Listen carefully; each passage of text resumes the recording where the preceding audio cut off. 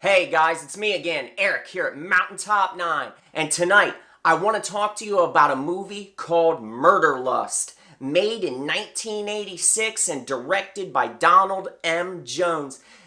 Let me tell you what, if you like really grim, sleazy movies like Maniac, Don't Go in the House, Nightmare, The Disturbance, those really sick, twisted character studies that really just follow around a serial killing maniac, this is the movie for you because it's one sick little puppy, let me tell you. A few years ago, the great company Intervision, I think it's a sub-label of Severin.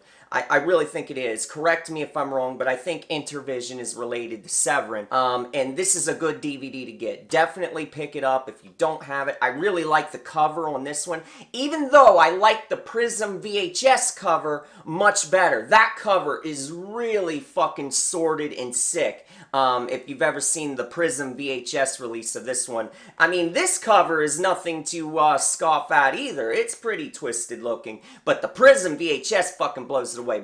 But hell, man, isn't it kind of funny that some movies can't even get one good piece of artwork?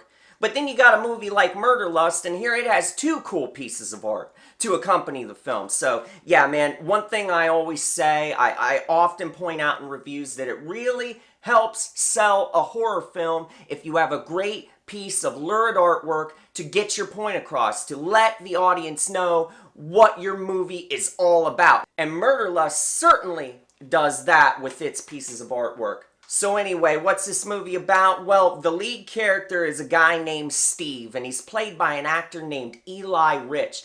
And man, this guy looks like a fucking serial killer. Just look at the mustache on this prick. I mean, if this guy doesn't scream creep, then I don't know what does. And he plays this role perfectly. He's a guy that he's just a bum. He's a lazy, alcoholic piece of shit. He goes from job to job. He's always getting fired. He can barely pay his fucking rent. He's just a loser in every sense of the word.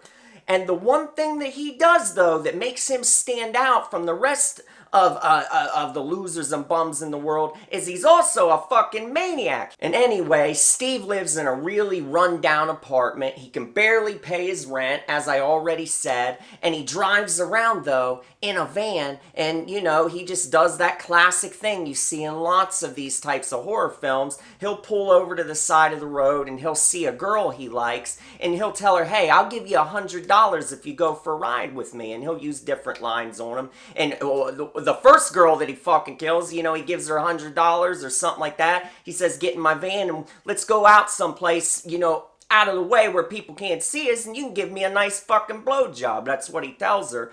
But little does she know that, this guy is a goddamn psychopath, and he ends up strangling this first girl, and then on another girl he says, hey, I'm a photographer and you look like you could be a model. So he gives her $100, and then once he's got her back to his apartment, he strangles her. But anyway, let me tell you about some of the good qualities of this movie. First of all, it has a really, really creepy, eerie score.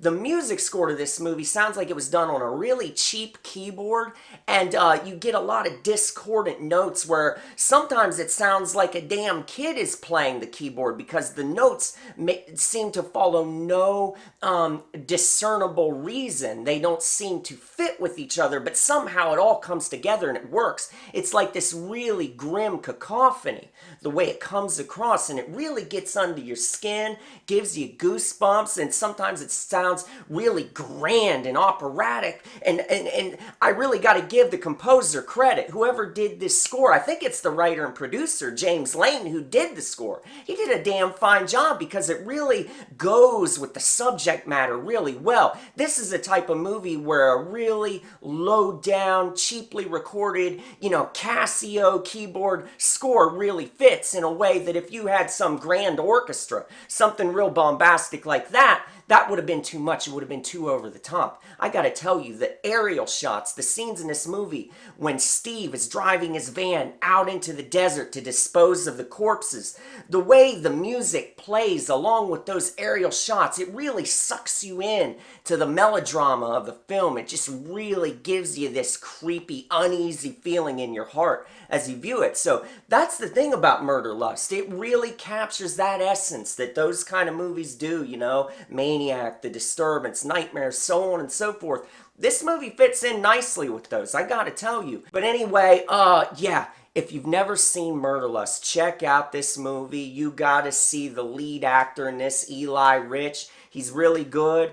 This movie's got the sleaze quotient in droves. It really does. It just piles it on and makes you feel ill at ease throughout the duration of the runtime. So yeah, guys, definitely seek this movie out. Murderlust from 1986. Get the Intervision DVD, or hell, try to find the Prism VHS if you're a collector, just for that awesome piece of artwork and to get that authentic VHS experience. I hope you guys enjoyed this video. If you did, leave me a like. Let me know what you thought in the comment section, and guess what? I'll be seeing you guys again real soon.